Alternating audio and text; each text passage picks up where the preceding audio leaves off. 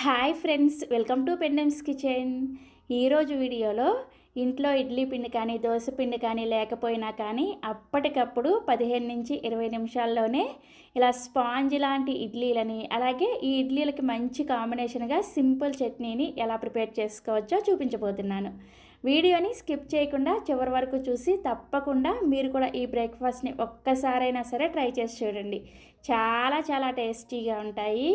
So ఇక ఏమాత్రం ఆలస్యం చేయకుండా ఈ ఇన్స్టంట్ ఇడ్లీని అలాగే చట్నీని ఎలా ప్రిపేర్ చేసుకోవచ్చో ఈ వీడియోలోకి వెళ్ళి చూసేయండి. ఫస్ట్ ఇడ్లీ పిండిని ప్రిపేర్ చేసుకోవడం కోసం ఇలా ఒక గిన్నెని తీసుకొని అందులోకి 1 కప్పు వరకు బొంబాయి రవ్వని వేసుకోండి. దీన్నే ఉప్మా రవ్వ, సూజీ అని కూడా అంటారు. మీకు ఇలా బొంబాయి రవ్వ వేసుకోవడం ఇష్టం లేకపోతే దీని ప్లేస్లో కడిగిన ఇడ్లీ రవ్వని కానీ లేదంటే గోధుమ రవ్వని కానీ వేసుకోవచ్చు. అలాగే మీరు తీసుకునే రవ్వ అనేది మరీ లావుగా ఉండేది కాకుండా కొంచెం సన్నగా ఉండే రవ్వను వేసుకోండి. నెక్స్ట్ ఒక మిక్సీ జార్ని తీసుకొని అందులోకి ఒక మీడియం సైజులో ఉండే ఉడికించిన బంగాళదుంపని పైన తొక్క తీసేసి ఈ బంగాళదుంపని కొంచెం రఫ్గా ముక్కలుగా కట్ చేసేసుకొని మిక్సీ జార్లోకి వేసుకోండి. తర్వాత ఇందులోకి మీరు ఏ కప్పుతో అయితే రవ్వను తీసుకున్నారో అదే కప్పుతోటి 1 కప్పు వరకు పుల్లటి పెరుగుని వేసుకోండి. మీ దగ్గర ఒకవేళ పుల్లటి పెరుగు లేకపోతే కమ్మటి పెరుగు అయినా సరే వేసుకోవచ్చు. కమ్మటి పెరుగు వేసుకున్న వాళ్ళు ఏం చేయాలనేది ఇడ్లీని ఉడికించేటప్పుడు చెప్తాను. అలాగే 1 ఇంచు దాకా అల్లాన్ని తీసుకొని పైన పొట్టు తీసేసుకొని వేసుకోండి. నెక్స్ట్ ఇందులోకి 2 లేదా 3 పచ్చిమిర్చిని ఇలా ముక్కలుగా కట్ చేసుకొని వేసుకోండి. చివరిగా రుచికి సరిపడా ఉప్పును కూడా వేసేసుకొని ఈ బంగాళదుంపని బాగా మెత్తగా ఎక్కడ కూడా ముక్కలు గడ్డలు లేకుండా ఉండేటట్లుగా బాగా మెత్తగా గ్రైండ్ చేసుకోండి. ఇక్కడ నేను మీకు గ్రైండ్ చేశాక చూపిస్తున్నాను, చూసారా? ఇలా బాగా మెత్తగా గ్రైండ్ చేసుకున్న ఈ బంగాళదుంప మిశ్రమాన్ని మనం ముందుగా గిన్నెలోకి రవ్వను వేసుకొని పెట్టుకున్నాం కదా, ఆ రవ్వలోకి వేసేసుకోండి. వేసుకొని ఈ రవ్వ అలాగే బంగాళదుంప మిశ్రమం రెండూ కూడా బాగా కలిసేటట్లుగా కనీసం ఒక 2-3 నిమిషాల పాటు విస్కర్తోనే ఈ పిండిని బాగా కలుపుకోండి. ఇలా విస్కర్తో కలుపుకోవడం వలన పిండి మనకి చక్కగా ఫ్లఫీగా తయారవుతుంది అనమాట. మనం ఈ రవ్వ అలాగే బంగాళదుంప మిశ్రమం అనేది ఎక్కువసేపు కలపడం వలన గాలి ఏర్పడి పిండి మనకి చక్కగా ఏరీగా తయారవుతుంది అనమాట. మీ దగ్గర ఒకవేళ విస్కర్ లేకపోతే చేత్తో అయినా సరే కలుపుకోవచ్చు. కొంచెం బీట్ చేసుకుంటూ కలుపుకోండి. సో మనం ఇన్స్టెంట్గా ప్రిపేర్ చేసుకునే ఈ రవ్వ ఇడ్లీలో ఇలా ఉడికించిన బంగాళదుంపని వేసుకోవడం వలన మనకి ఇడ్లీ అనేది చాలా ఫ్లఫీగా వస్తాయి. అంతేకాకుండా ఇడ్లీ చల్లారిన తర్వాత కూడా గట్టిగా అవ్వకుండా మాయిశ్చర్గా చాలా బాగుంటాయి అన్నమాట. వేడి మీద తినాలనేం లేదు, చల్లారిన తర్వాత కూడా ఈ ఇడ్లీ చాలా బాగుంటాయి అన్నమాట ఈ బంగాళదుంప వేయడం వలన. సో ఒక 2 నిమిషాల పాటు పిండిని కలిపిన తర్వాత చూపిస్తున్నాను, చూసారా? పిండి మనకి చక్కగా ఇలా ఫ్లఫీగా తయారవుతుంది అనమాట. ఇలా కలుపుకున్న పిండి మీద మూత పెట్టేసి ఒక 15 నిమిషాల పాటు ఈ పిండిని రెస్ట్ ఇవ్వండి. ఈలోపు మీకు నేను చట్నీని ఎలా ప్రిపేర్ చేసుకోవాలో చూపిస్తాను.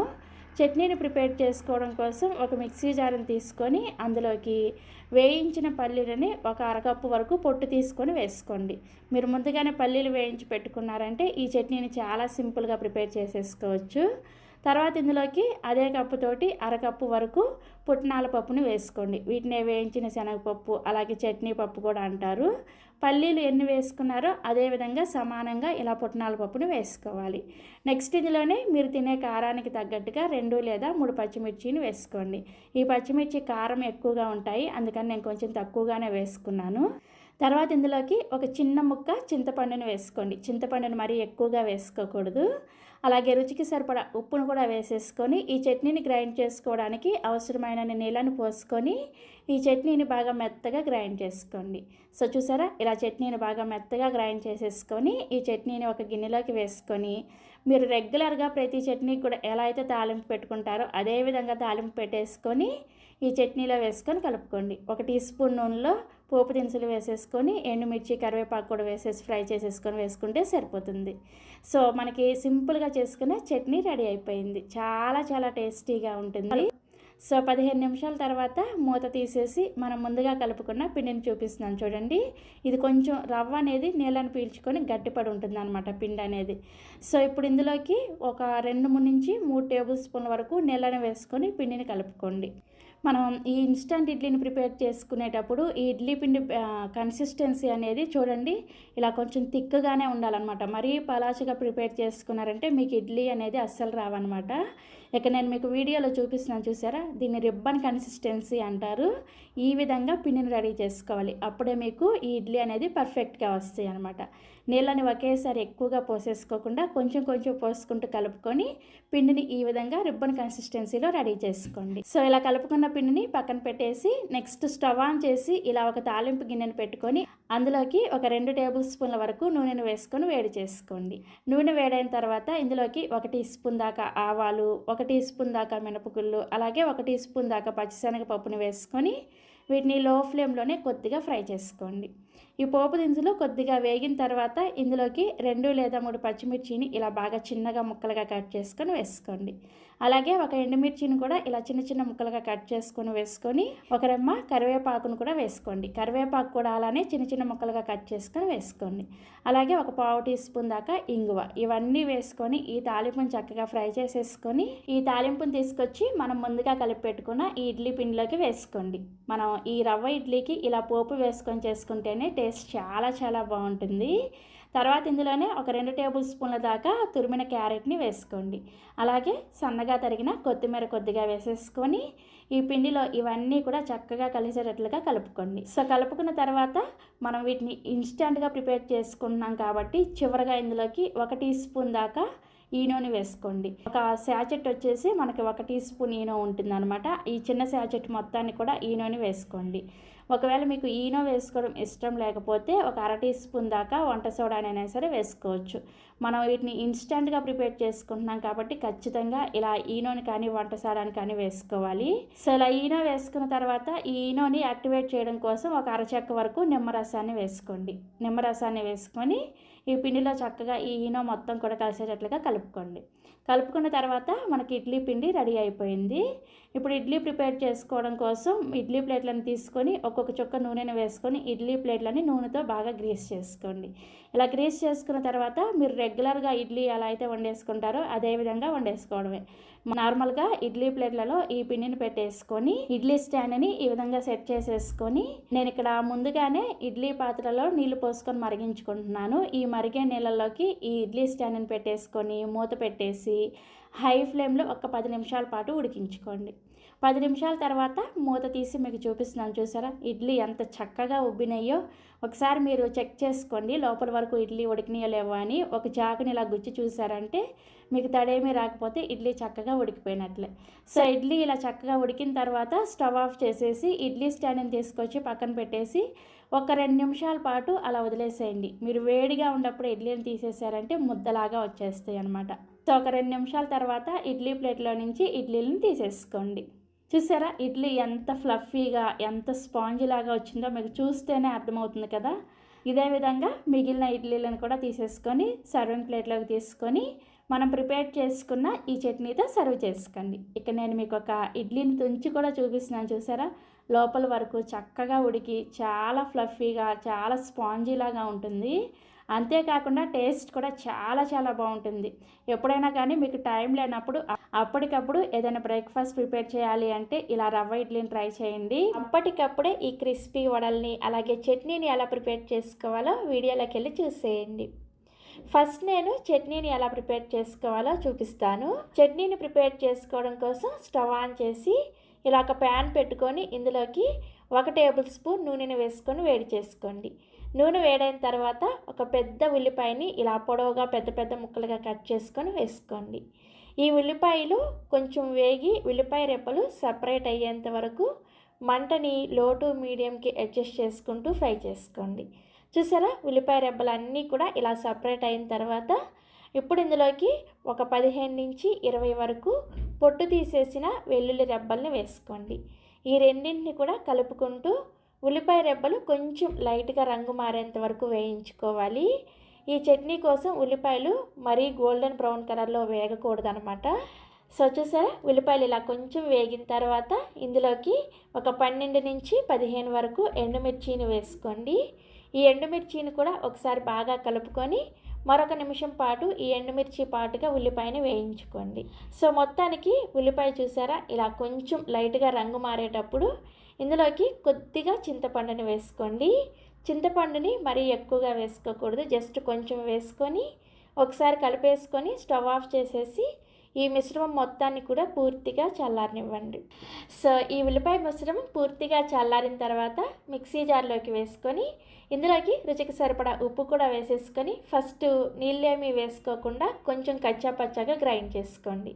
చూసారా, చట్నీని ఇలా ఫస్ట్ గ్రైండ్ చేసుకున్న తర్వాత ఇప్పుడు ఇందులోకి చట్నీని గ్రైండ్ చేసుకోవడానికి అవసరమైన నీళ్ళని ఒకేసారి కాకుండా కొంచెం కొంచెం వేసుకుంటూ చట్నీని బాగా మెత్తగా గ్రైండ్ చేసుకోండి.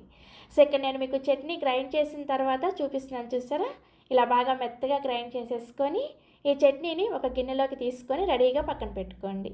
నెక్స్ట్ ఇప్పుడు ఈ చట్నీకి తాలింపు పెట్టుకోవడం కోసం స్టవ్ మీద ఇదే ప్యాన్ పెట్టేసుకొని ఇందులోకి 1 టేబుల్ స్పూన్ నూనె వేసుకొని వేడి చేసుకోండి. నూనె వేడైన తర్వాత ఇందులోకి 1/2 టీ స్పూన్ చొప్పున పోపు దినుసులను వేసుకోండి.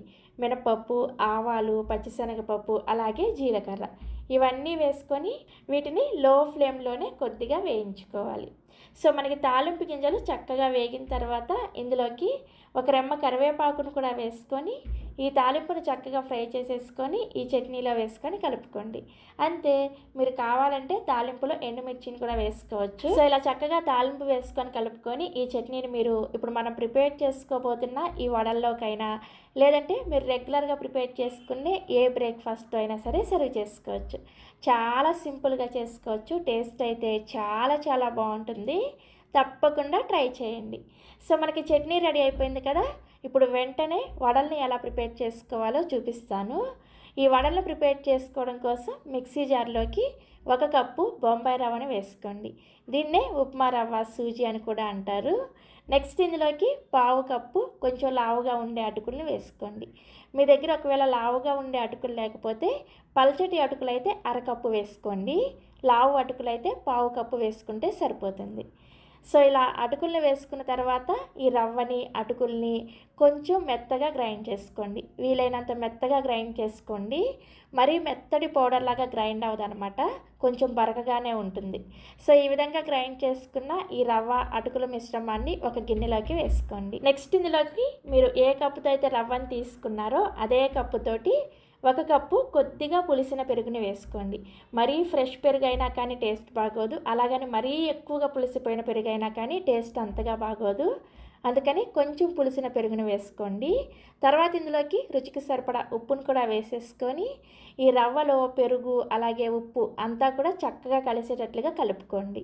చూసారా, ఈ విధంగా కలుపుకున్న తర్వాత దీని మీద మూత పెట్టేసి 5 నిమిషాల పాటు ఈ రవ్వని పక్కన పెట్టేసుకోండి. రవ్వ అనేది పెరుగులో చక్కగా నానుతుంది అనమాట. సో 5 నిమిషాల తర్వాత మూత తీసి చూస్తే చూసారా, మనకి రవ్వ చక్కగా పెరుగుని పీల్చేసుకొని ఇలా కొంచెం గట్టిపడుతుంది. ఇప్పుడు ఇందులోకి మనకి వడలు మంచి టేస్టీగా రావడం కోసం ఒక మీడియం సైజులో ఉండే బంగాళదుంపని ముందుగానే ఉడికించేసి పైన తొక్క తీసి తీసుకున్నాను. ఈ బంగాళదుంపని చేత్తోనే బాగా మెత్తగా మ్యాష్ చేసుకుంటూ ఈ రవ్వ మిశ్రమంలోకి వేసుకోండి. వేసుకొని ఈ బంగాళదుంప అంతా కూడా రవ్వ మిశ్రమంలో కలిసేటట్లుగా బాగా కలుపుకోవాలి. ఎక్కడా కూడా ముక్కలు, గడ్డలు లేకుండా బాగా మెత్తగా కలుపుకోండి.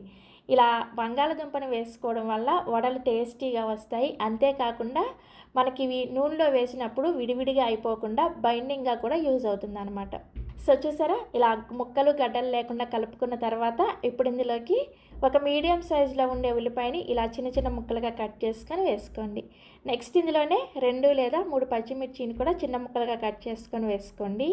అలాగే 1 ఇంచి అల్లం ముక్కలు, 2 రెమ్మల కరివేపాకును కూడా కొంచెం చిన్న చిన్న ముక్కలుగా కట్ చేసుకొని వేసుకోండి. నెక్స్ట్ ఇందులోకి కొద్దిగా సన్నగా తరిగిన కొత్తిమీర, అలాగే 1 అర టీ స్పూన్ దాకా జీలకర్ర, 1/2 టీ స్పూన్ దాకా వంట సోడాని వేసుకోండి.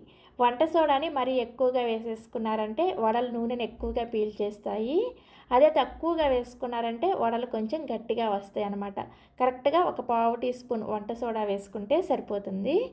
ఈ వంట సోడా మీద జస్ట్ 1 టేబుల్ స్పూన్ అనే నీళ్ళని మాత్రమే వేసుకొని వంట సోడా పిండిలో కలిసేటట్లుగా బాగా కలుపుకోండి. ఇక్కడ మీరు గమనించారంటే మనం ఎక్కడ కూడా నీళ్ళు అనేది వాడలేదు. జస్ట్ మనం ఈ వంట సోడా కరగడం కోసం మాత్రమే 1 టేబుల్ స్పూన్ నీళ్ళని వేసుకున్నాం, అంతే కదా. సో నీళ్ళని మాత్రం అస్సలు ఎక్కువగా వేసుకొని ఈ పిండిని కనుక పలచగా చేసుకున్నారంటే మీకు వడలు రావు. అందుకని జాగ్రత్తగా పిండిని కలుపుకోండి. చూసారా, ఇలా చక్కగా పిండిని కలుపుకున్న తర్వాత మనకి పిండి కన్సిస్టెన్సీ అనేది ఈ విధంగా వడ చేసుకోవడానికి వీలుగా ఉండాలన్నమాట. ఒకవేళ పొరపాటున మీకు ఏమైనా పిండి లూజ్ అయితే ఇందులోకి ఒక 2 టేబుల్ స్పూన్ల దాకా బియ్యం పిండిని వేసుకొని కలుపుకోవచ్చు. అదే గట్టిగా అనిపిస్తే 1 టేబుల్ స్పూన్ వరకు నీళ్ళని వేసుకొని కలుపుకోండి. సో మొత్తానికి మనకి వడ వేసుకోవడం కోసం పిండి రెడీ అయిపోయింది. ఇప్పుడు ఈ వడల్ని ఫ్రై చేసుకోవడం కోసం స్టవ్ మీద కడాయిలోకి డీప్ ఫ్రైకి సరిపడా నూనెను పోసుకొని వేడి చేసుకోండి. ఈ నూనె బాగా వేడిగా ఉన్నప్పుడు మంటను మీడియం ఫ్లేమ్లోకి పెట్టుకొని మీకు అలవాటు ఉంటే ఈ వడల్ని చేత్తో వత్తుకొని ఈ విధంగా నెమ్మదిగా నూనెలోకి వేసుకోండి.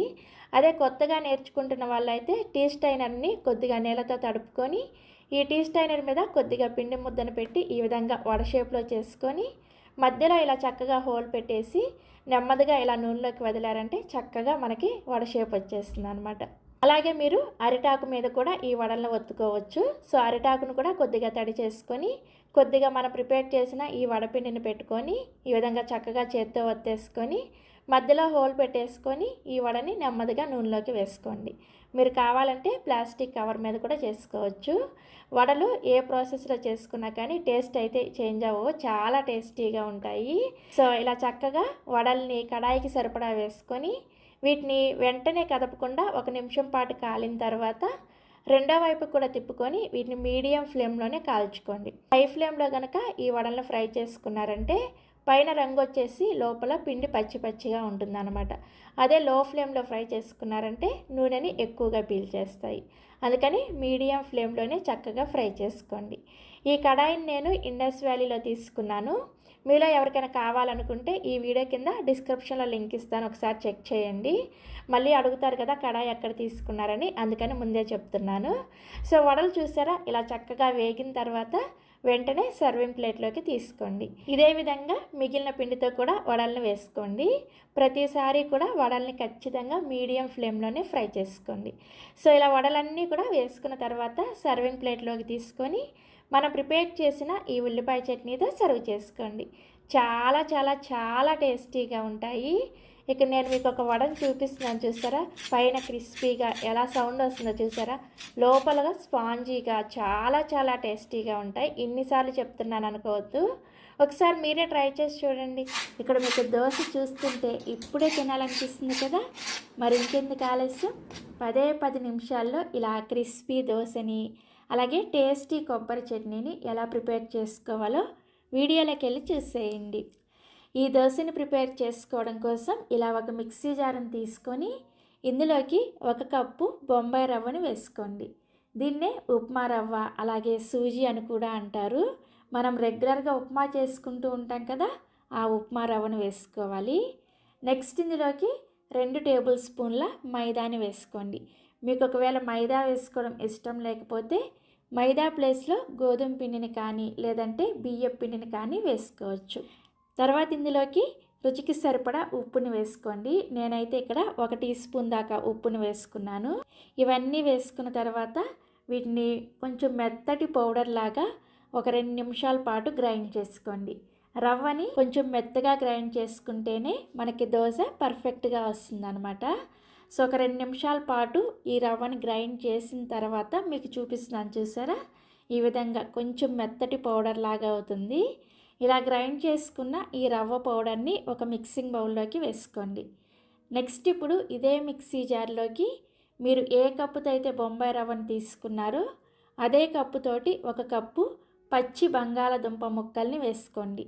బంగాళదుంపని ఉడికించాల్సిన అవసరం లేదు, పచ్చిదాన్నే ఇలా ముక్కలుగా కట్ చేసుకొని వేసుకోవాలి. పెద్దదైతే 1, మీడియం సైజు అయితే 2 బంగాళదుంపల్ని కట్ చేసుకుంటే ఇలా 1 కప్పు ముక్కలు వస్తాయి అన్నమాట.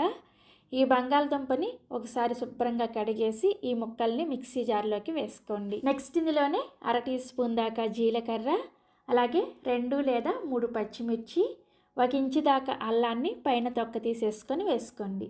వేసుకొని ఫస్ట్ ఈ బంగాళదుంపల్లో నీళ్ళేమీ వేసుకోకుండా మిక్సీని పల్స్ మోడ్లో ఆన్ ఆఫ్ చేసుకుంటూ బంగాళదుంప వీలైనంత మెత్తగా వచ్చేంత వరకు గ్రైండ్ చేసుకోండి. మరీ మెత్తటి పేస్ట్ లాగా గ్రైండ్ చేసుకోవాల్సిన అవసరం లేదు.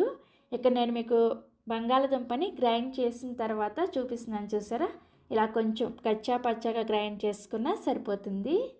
ఇలా బంగాళదుంపని గ్రైండ్ చేసుకున్న తర్వాత ఇప్పుడు ఇందులోకి అరకప్పు పుల్లటి పెరుగుని వేసుకోండి. ఇలా ఎప్పుడైనా సరే ఇన్స్టెంట్గా దోశను ప్రిపేర్ చేసుకునేటప్పుడు కొంచెం పులిసిన పెరుగుని వేసుకుంటే టేస్ట్ బాగుంటుంది. ఒకవేళ మీ దగ్గర టైంకి పులిసిన పెరుగు లేకపోతే కమ్మటి పెరుగైనా వేసుకోవచ్చు.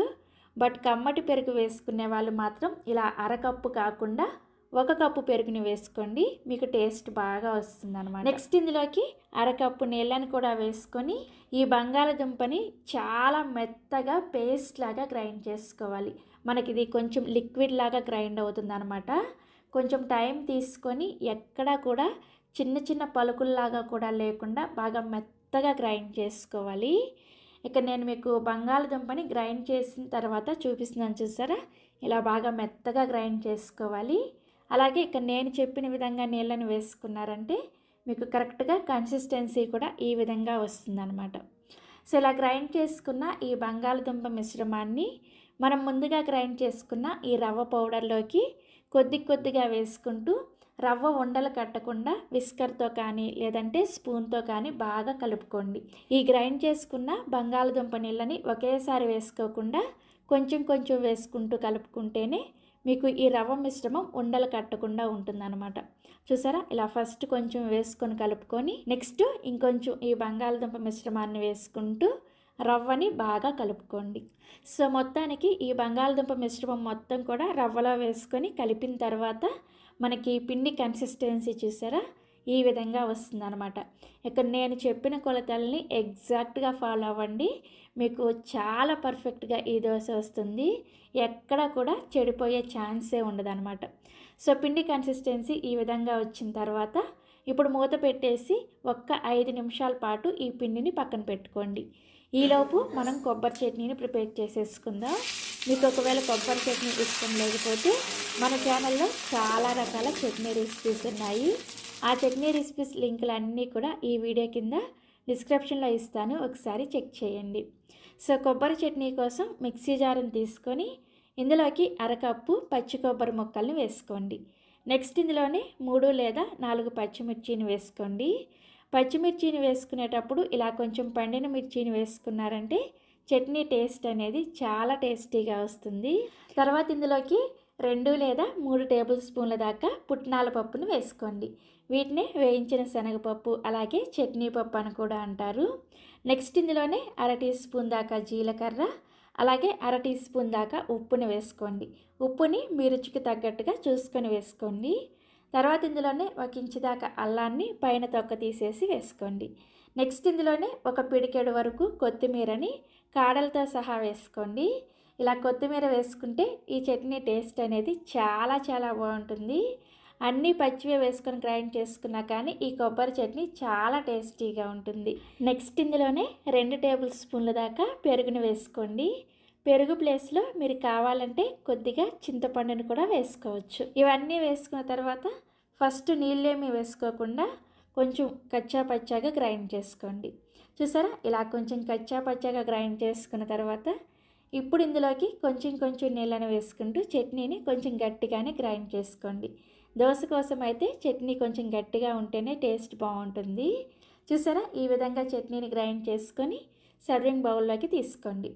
ఇప్పుడు ఈ చట్నీకి తాలింపు పెట్టుకోవడం కోసం స్టవ్ మీద తాలింపు గిన్నెను పెట్టుకొని 1 టీ స్పూన్ దాకా నూనెను వేసుకొని వేడి చేసుకోండి. నూనె వేడైన తర్వాత ఇందులోకి 1/2 టీ స్పూన్ మినపగుళ్ళని వేసుకొని మినపగుళ్ళని లో ఫ్లేమ్లోనే కొంచెం రంగు వచ్చేంత వరకు వేయించుకోండి. చూసారా? మినపగుళ్ళు ఇలా రంగు వచ్చిన తర్వాత ఇందులోకి 1/2 టీ స్పూన్ దాకా ఆవాలను కూడా వేసుకొని ఆవాలు చిటపటలాడేటప్పుడు 2 ఎండుమిర్చిని అలాగే 1 రెమ్మ కరివేపాకును కూడా వేసుకొని తాలింపును చక్కగా లో ఫ్లేమ్లోనే ఇలా వేయించేసుకొని ఈ తాలింపుని తీసుకొచ్చి మనం ముందుగా గ్రైండ్ చేసుకున్న ఈ చట్నీలో వేసుకొని కలుపుకోండి. అంతే, చాలా టేస్టీగా ఉండే కొబ్బరి చట్నీ రెడీ అయిపోయింది. సో మనం చట్నీ రెడీ చేసుకునేసరికి ఒక 5 నిమిషాల టైం సరిపోతుంది. 5 నిమిషాల తర్వాత మనం ముందుగా కలిపి పెట్టుకున్న పిండి మీద మూత తీసేసి పిండి కన్సిస్టెన్సీ చూపిస్తున్నాను, చూసారా? మనకి కొంచెం ఈ రవ్వ కాబట్టి ఈ బంగాళదుంప నీళ్ళని పీల్చుకొని కొంచెం ఇలా కన్సిస్టెన్సీ గట్టిగా అవుతుందన్నమాట. ఇప్పుడు ఇందులోకి 1/4 టీ స్పూన్ దాకా వంట సోడాని వేసుకోండి. అప్పటికప్పుడే దోశ వేసుకుంటున్నాం కాబట్టి ఇలా కొంచెం వంట సోడా వేసుకుంటే దోశ చాలా పర్ఫెక్ట్గా వస్తుంది. నెక్స్ట్ ఈ వంట సోడా మీద 1 టీ స్పూన్ దాకా నీళ్ళను కూడా వేసుకొని వంట సోడా అంతా కూడా పిండిలో బాగా కలిసేటట్లుగా కలుపుకోండి. కలుపుకున్న తర్వాత మీకు పిండి కన్సిస్టెన్సీ చూపిస్తున్నాను చూసారా, మరీ పలుచగా కాకుండా మరీ గట్టిగా కాకుండా ఈ వీడియోలో చూపిస్తున్న విధంగా పిండి రెడీ అవుతుంది. నేను చెప్పినట్లుగా ఎగ్జాక్ట్గా నీళ్ళను కూడా అదే విధంగా వేసుకోండి. సో మనకి దోశ వేసుకోవడం కోసం దోశల పిండి రెడీ అయిపోయింది. ఇప్పుడు ఈ వంట సోడా వేసుకొని కలిపిన తర్వాత మీరు వెంటనే దోశ వేసేసుకోవాలి. వంట సోడా వేసుకొని కలిపిన తర్వాత పిండిని పక్కన పెట్టేశారంటే మీకు దోశ పర్ఫెక్ట్గా రాదనమాట. మీరు దోశ వేసుకోవడానికి రెడీగా ఉన్నప్పుడు మాత్రమే పిండిలో ఇలా వంట సోడాని వేసుకొని కలుపుకోండి. ఇప్పుడు దోశ వేసుకోవడం కోసం స్టవ్ మీద దోశల పెనాన్ని పెట్టుకొని బాగా వేడి చేసుకోండి. నేను ఇక్కడ ఈరోజు ఐరన్ ప్యాన్లో దోశ వేసి చూపిస్తున్నాను. మీరు కావాలంటే ఇదే పిండితో నాన్ స్టిక్ దోశ ప్యాన్ మీద కూడా వేసుకోవచ్చు. సో ప్యాన్ బాగా వేడైన తర్వాత 1 టీ స్పూన్ దాకా నూనెను వేసుకొని, ఇది ఐరన్ ప్యాన్ కాబట్టి ఉల్లిపాయతో ఈ విధంగా ప్యాన్ అంతా కూడా ఈ నూనెని అప్లై చేసుకోండి. ఇలా చేసిన తర్వాత దీని మీద కొద్దిగా నీళ్ళని చిలకరించుకొని టిష్యూ పేపర్తో కానీ కాటన్ క్లాత్తో కానీ ప్యాన్ని శుభ్రంగా క్లీన్ చేసేయండి.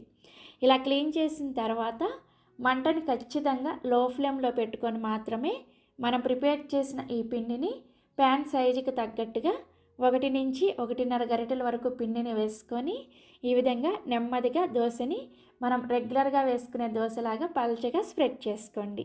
దోశ చూసారా ఎంత పల్చగా స్ప్రెడ్ అవుతుందో, మీరు నార్మల్గా వేసుకునే దోశలాగే చాలా పర్ఫెక్ట్గా వస్తుంది. సో దోశని ఇలా స్ప్రెడ్ చేసుకున్న తర్వాత మంటని మీడియం ఫ్లేమ్లోకి పెట్టుకొని ఈ దోశ మీద 1 టీ స్పూన్ దాకా నూనెని కానీ లేదంటే నెయ్యిని కానీ వేసుకొని అట్ల కాడతో దోశ మీద ఈ విధంగా కొంచెం పిండిని ఈ విధంగా ఫ్లాట్గా చేసుకోండి. అప్పుడు మీకు దోశ చాలా పర్ఫెక్ట్గా వస్తుంది. ఈ నూనెని దోశ అంతా కూడా అట్ల కాడతో ఇలా స్ప్రెడ్ చేసుకున్న తర్వాత దోశల పెనాన్ని అటు ఇటు తిప్పుకుంటూ దోశ అంతా కూడా ఈవెన్గా ఎర్రగా కాలేంత వరకు కాల్చుకోండి. గ్యాస్ మంట అనేది దోశ అంతా కూడా తగలదు కాబట్టి ఇలా పెనాన్ని అటు ఇటు అడ్జస్ట్ చేసుకుంటూ దోశని కాల్చుకోవాలి. సో దోశని ఖచ్చితంగా లో టు మీడియం ఫ్లేమ్లో మాత్రమే కాల్చుకోండి. అప్పుడే మనకి దోశ పర్ఫెక్ట్గా వస్తుంది. ఇందులో మనం పచ్చి బంగాళదుంపని వేసుకున్నాం కాబట్టి హై ఫ్లేమ్లో కనుక దోశ వేసుకున్నారంటే పచ్చి పచ్చిగా ఉంటుందన్నమాట. అందుకని లో టు మీడియం ఫ్లేమ్లోనే చూసారా దోశ ఇలా మంచి రంగు వచ్చేంత వరకు కాల్చుకోండి. సో దోశ ఇలా మంచి రంగు వచ్చిన తర్వాత ఈ విధంగా ఫోల్డ్ చేసేసుకోండి. దోశ చూసారా ఎంత పర్ఫెక్ట్గా వచ్చిందో. ఇక్కడ మీకు దోశ చూస్తుంటే ఇప్పుడే తినాలనిపిస్తుంది కదా. ఈ దోశని సర్వింగ్ ప్లేట్లోకి తీసుకొని నెక్స్ట్ ఇదే విధంగా మిగిలిన పిండితో కూడా దోశలు వేసుకోండి. ప్రతిసారి కూడా దోశ వేసుకునే ముందు ఇలా నీళ్ళని చిలకరించుకొని ప్యాన్ని శుభ్రం చేసిన తర్వాత మంటని లో ఫ్లేమ్లో పెట్టుకొని మాత్రమే దోశ వేసుకోండి. అప్పుడే మీకు అన్ని దోశలు కూడా ఇంతే క్రిస్పీగా వస్తాయి. సో ఇలా చక్కగా దోశలను వేసుకొని మనం ప్రిపేర్ చేసిన చట్నీతో సర్వ్ చేసుకోండి. ఇక్కడ నేను చూపించిన మెజర్మెంట్స్కి మీకు 6 నుంచి 8 దోశల వరకు రెడీ అవుతాయన్నమాట. మీరు వేసుకునే దోశ సైజుకి తగ్గట్టుగా ఒక 6 నుంచి 8 దోశలు అవుతాయి. సో ఇక్కడ నేను మీకు ఒక దోశని చూపిస్తున్నాను చూసారా ఎంత క్రిస్పీగా ఉందో, మంచి రంగుతో చాలా చాలా టేస్టీగా కూడా ఉంటుంది. తప్పకుండా మీరు కూడా ఈ దోశ రెసిపీని ఒక్కసారైనా సరే ట్రై చేసి చూడండి. మీకు పునుగులు చూస్తుంటేనే నోట్లో నీళ్ళు ఊరిపోతున్నాయి కదా, చాలా చాలా టేస్టీగా ఉంటాయి. సో ఇక ఏమాత్రం ఆలస్యం చేయకుండా ఈ టేస్టీ పునుగుల్ని అప్పటికప్పుడు రేషన్ బియ్యంతో ఎలా ప్రిపేర్ చేసుకోవచ్చో ఈ వీడియోలోకి వెళ్ళి చూసేయండి. ఈ పునుగులను ప్రిపేర్ చేసుకోవడం కోసం ఇలా ఒక గిన్నెని తీసుకొని అందులోకి 1 కప్పు వరకు రేషన్ బియ్యాన్ని వేసుకోండి.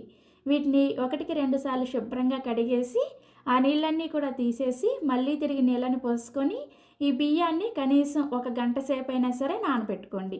ఒకవేళ మీకు టైం లేకపోతే నానబెట్టుకునేటప్పుడు ఇందులోకి వేడి వేడి నీళ్ళని పోసుకొని నానబెట్టుకుంటే ఒక 10 నుంచి 15 నిమిషాలకే మనకి ఈ బియ్యం అనేది చక్కగా నానిపోతాయి అన్నమాట. సో నేనైతే 1 గంట సేపు నానబెట్టిన తర్వాత మీకు చూపిస్తున్నాను చూసారా, మనకి బియ్యం ఇలా చక్కగా నానిపోవాలి.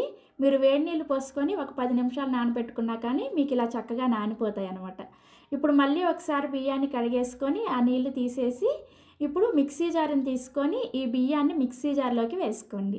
నెక్స్ట్ ఇదే మిక్సీ జార్లోకి 2 ఉడికించిన మీడియం సైజ్ బంగాళదుంపల్ని పైన తొక్క తీసేసి ఆ బంగాళదుంప ముక్కల్ని వేసుకోండి.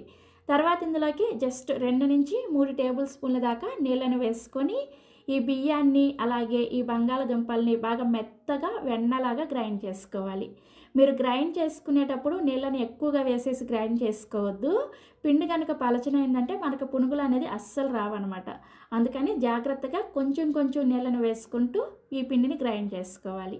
ఇక నేను మీకు గ్రైండ్ చేసిన తర్వాత చూపిస్తున్నాను చూసారా, మనకి పిండి అనేది పునుగులు వేసుకోవడానికి ఇలా కొంచెం గట్టిగా గ్రైండ్ చేసుకోవాలి. ఇలా గ్రైండ్ చేసుకున్న పిండిని ఒక గిన్నెలోకి వేసుకోండి. మీకు ఒకవేళ గ్రైండ్ చేసుకునేటప్పుడు పొరపాటున నీళ్ళు ఎక్కువైపోయి పిండి పలచనైందనుకోండి, కంగారు పడాల్సిన అవసరం ఏమీ లేదు.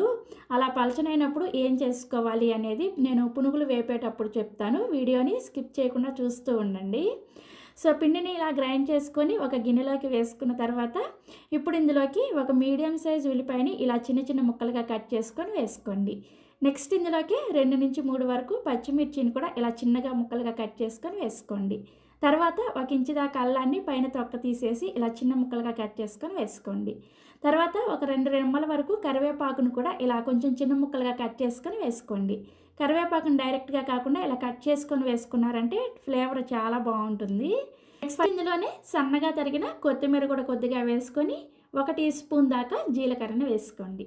చివరగా రుచికి సరిపడా ఉప్పును కూడా వేసేసుకొని ఇవన్నీ కూడా పిండిలో కలిసేటట్లుగా ఒక 2-3 నిమిషాల పాటు స్పూన్తోనే బాగా కలుపుకోండి. మీరు కావాలంటే చేత్తో అయినా సరే కలుపుకోవచ్చు.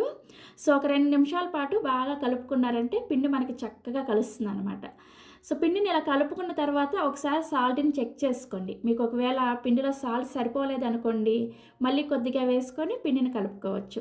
సో నాకు కూడా ఇక్కడ సాల్ట్ కొంచెం తగ్గినట్టు అనిపించింది, అందుకని కొంచెం సాల్ట్ని వేసుకొని మళ్ళీ ఒకసారి కలుపుకున్నాను అనమాట.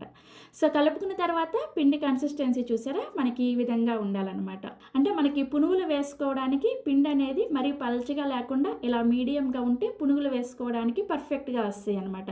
పునుగులు వేసుకొని చూడండి, ఇలా పర్ఫెక్ట్గా ఉండేటట్లుగా పిండిని రెడీ చేసుకోవాలి.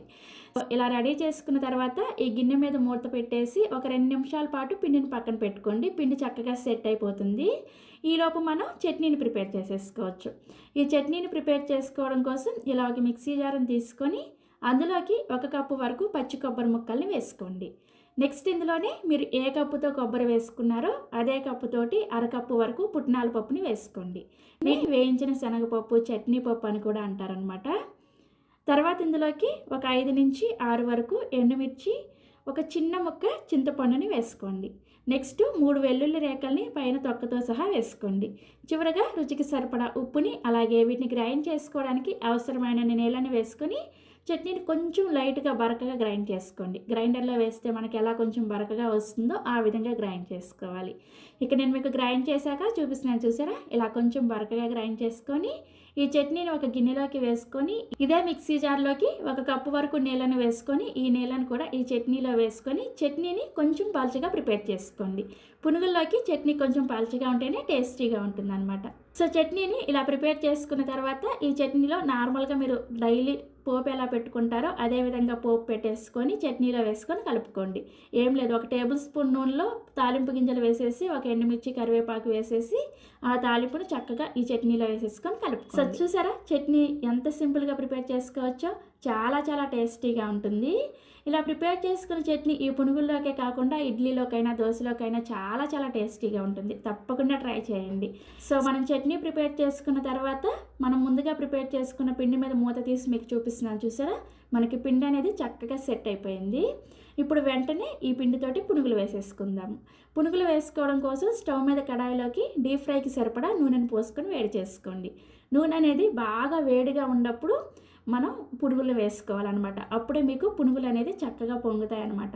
నూనె సరిగా వేడవలేదు అంటే పునుగులు మీకు సరిగా పొంగవన్నమాట. అందుకని నూనె బాగా వేడిగా ఉన్నప్పుడు మనం ప్రిపేర్ చేసుకున్న పిండిని చూడండి ఇలా ఒక సైడ్ నుంచి కొద్దిగా తీసుకొని చిన్నగా ఈ విధంగా నూనెలోకి డ్రాప్ చేసుకోండి. మీరు ఇలా ఒక సైడ్ నుంచి తీసుకొని వేసుకున్నారంటే పునుగులు చక్కగా మంచి షేప్లో వస్తాయి అన్నమాట. సో ఇలా చక్కగా కడాయికి సరిపడా పునుగులను వేసుకోండి. మరీ ఎక్కువగా వేసేసుకున్నారంటే ఇవి ఒకదానికొకటి అతుక్కుంటాయి అన్నమాట. అందుకని ఫ్రీగానే ఇవి పునుగులను వేసుకోవాలి. సో ఇలా పునుగులను వేసుకున్న తర్వాత మంటను మీడియం ఫ్లేమ్లోకి పెట్టుకొని వెంటనే వీటిని కలపకుండా ఒక 30 సెకండ్ల పాటు అలా వదిలేసేసి ఒక 30 సెకండ్ల తర్వాత వీటిని నెమ్మదిగా ఈ విధంగా కలుపుకుంటూ ఫ్రై చేసుకోండి. వెంటనే కలిపేశారంటే ఇవి ముద్దలాగా అయిపోతాయి అన్నమాట. అందుకని పునుగులు వేసిన తర్వాత కొంచెం సేపు వెయిట్ చేసి ఆ తర్వాత ఈ విధంగా పునుగుల్ని రౌండ్గా కలుపుకుంటూ చక్కగా ఫ్రై చేసుకోండి. ఒకవేళ మీకు పిండి పలచనైతే ఏం చేయాలి చెప్తానని చెప్పాను కదా. మీకు పొరపాటున పిండి గ్రైండ్ చేసుకున్న తర్వాత పలచగా అనిపిస్తే పునుగులు సరిగా మంచి షేప్లో రావన్నమాట. అలాంటప్పుడు మీరు ఒక 2 టేబుల్ స్పూన్ల దాకా గోధుమ పిండిని కానీ బియ్యం పిండిని కానీ వేసుకొని కలుపుకోండి. అప్పుడు మీకు పునుగులు పర్ఫెక్ట్గా వస్తాయి అన్నమాట. పిండి మనకు కొంచెం గట్టిగా అవుతుంది కదా, అప్పుడు పునుగులు పర్ఫెక్ట్గా వస్తాయి. అలాగని మరీ పలచగా గ్రైండ్ చేసేసుకొని గోధుమ పిండి బియ్యం పిండి ఎక్కువ వేసేసారంటే పునుగుల టేస్ట్ కూడా మారిపోతుంది అనమాట. జస్ట్ పొరపాటున కొంచెం లూజ్ అయితే పిండిని ఆ విధంగా ప్రిపేర్ చేసుకోండి. సో పునుగుల్ని మీడియం ఫ్లేమ్లోనే చక్కగా ఫ్రై చేసుకోవాలి. ఈ పునుగులు నూనె పీల్చుతాయి అనే డౌట్ కూడా అవసరం లేదు, చాలా బాగా వస్తాయి. నూనె కూడా ఎక్కువ పీల్చవన్నమాట. సో పునుగులు చూసారా ఇలా చక్కగా మంచి గోల్డెన్ కలర్లో ఫ్రై అయిన తర్వాత వీటిని మీరు కావాలంటే టిష్యూ నాప్కిన్ వేసుకున్న ప్లేట్లోకి తీసుకోండి. ఎక్స్ట్రా ఆయిల్ ఏమైనా ఉంటే పీల్ చేస్తుంది అనమాట. సో ఇలా చక్కగా పునుగులు వేసుకొని ఒక గిన్నెలోకి తీసుకొని నెక్స్ట్ ఇదే విధంగా రెండో బ్యాచ్ పునుగులు కూడా వేసుకోవాలి. అయితే రెండో బ్యాచ్ పునుగులు వేసుకునేటప్పుడు ఈ నూనెని మరొక్క నిమిషం పాటు బాగా వేడి చేసుకోండి. ఎందుకంటే పునుగులు మనం ఫ్రై చేసుకునే లోపు నూనె వేడి అనేది కొద్దిగా తగ్గుంటుంది అనమాట. అప్పుడు మీరు పునుగులు వేసుకున్నారంటే ఇవి ముందు వచ్చినట్లుగా సరిగా పొంగవన్నమాట. అందుకని ఒక నిమిషం పాటు వెయిట్ చేసి ఆ తర్వాత మళ్ళీ రెండో వైపు పునుగులను వేసుకొని ఈ పునుగులను కూడా పునుగులు వేసిన వెంటనే కలపకుండా ఒక 30 సెకండ్ల పాటు వెయిట్ చేసి ఆ తర్వాత పునుగులను చక్కగా ఇలా రౌండ్గా తిప్పుకుంటూ కలుపుకుంటూ చక్కగా మంచి గోల్డెన్ కలర్ వచ్చేంత వరకు మీడియం ఫ్లేమ్లోనే ఫ్రై చేసుకోండి. మీరు లో ఫ్లేమ్లో ఫ్రై చేసుకుంటే ఇవి నూనెను ఎక్కువగా పీల్ చేస్తాయి. అదే హై ఫ్లేమ్లో ఫ్రై చేసుకుంటే పైన రంగు వచ్చేసి లోపల పచ్చిగా ఉంటాయి అన్నమాట. అందుకని జాగ్రత్తగా మీడియం ఫ్లేమ్లోని ఇలా కలుపుకుంటూ చూసారా ఇలా మంచి రంగు వచ్చిన తర్వాత వీటిని కూడా తీసేసి ఒక గిన్నెలోకి వేసుకోండి. సో ఇలా చక్కగా అన్ని పునుగులను కూడా వేసేసుకొని ఒక సర్వింగ్ ప్లేట్లోకి తీసుకోండి. పునుగులు చూసారా ఎంత క్రిస్పీగా ఉన్నాయో, మీకు ఇప్పుడే తినాలనిపిస్తుంది కదా. సో ఇలా పునుగులను ప్లేట్లోకి వేసుకొని మనం ప్రిపేర్ చేసుకున్న ఈ కొబ్బరి చట్నీతో సర్వ్ చేసుకోండి. పక్కనే కొద్దిగా ఇలా ఉల్లిపాయలు వేసుకొని సర్వ్ చేసుకోండి. చాలా చాలా టేస్టీగా ఉంటాయి. మధ్య మధ్యలో ఈ ఉల్లిపాయలు తింటూ పునుగులు తింటూ ఉంటే ఇంకేమీ అవసరం లేదనిపిస్తుంది, అంత టేస్టీగా ఉంటాయి. ఇక నేను మీకు చెప్తుంటే ఇప్పుడే తినాలనిపిస్తుంది కదా, మరి ఇంకెందుకు ఆలస్యం, తప్పకుండా మీరు కూడా ఈ టేస్టీ పునుగుల్ని వెంటనే ట్రై చేసేయండి. ట్రై చేసిన తర్వాత మీకు టేస్ట్ ఎలా అనిపించిందో ఈ వీడియో కింద కామెంట్ సెక్షన్లో నాతో షేర్ చేసుకోవడం అస్సలు మర్చిపోవద్దు. అలాగే మరిన్ని ఎమ్మీ అండ్ టేస్టీ రెసిపీస్ కోసం పెండెమ్స్ కిచెన్ని సబ్స్క్రైబ్ చేసుకొని పక్కనే వచ్చిన గంట సింబల్ని ప్రెస్ చేయండి. ఇలా గంటను ప్రెస్ చేశారంటే నేను ఏ వీడియో పెట్టినా కానీ మీకు నోటిఫికేషన్ వస్తుంది, మీరే ముందుగా ఆ వీడియోని చూసేయచ్చు అనమాట. సో తప్పకుండా ట్రై చేయండి. Thank you.